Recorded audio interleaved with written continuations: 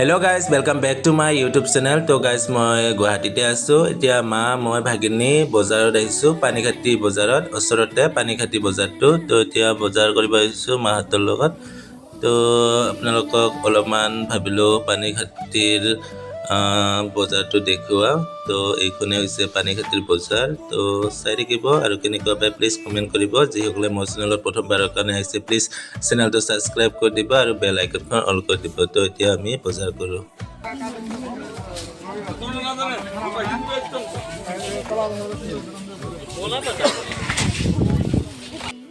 खराब है दोनों में भीड़ नहीं दे रहा है हमको पता है ये चीज